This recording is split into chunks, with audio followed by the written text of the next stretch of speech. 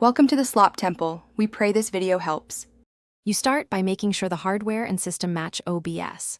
Open System Sound Settings and verify the correct microphone and output are active.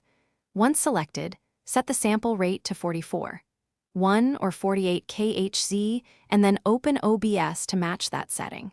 Make sure exclusive mode is off and uninstall any problematic drivers if needed.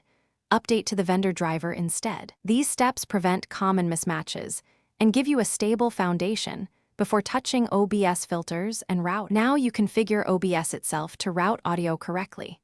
Go to Settings, Audio, and explicitly choose your desktop and microphone devices instead of default.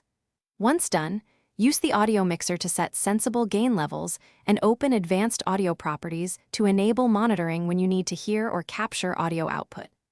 Add a noise suppression, noise gate, and compressor filter on the mic to cut room noise and even out peaks. Tweak thresholds while monitoring so speech stays clear and natural.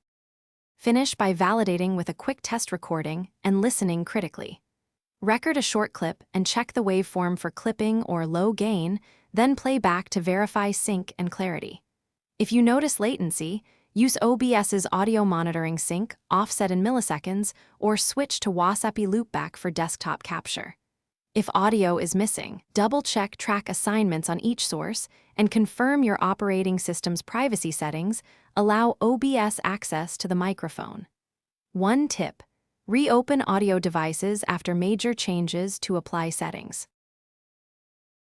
Thanks for watching. Consider subscribing if we helped you.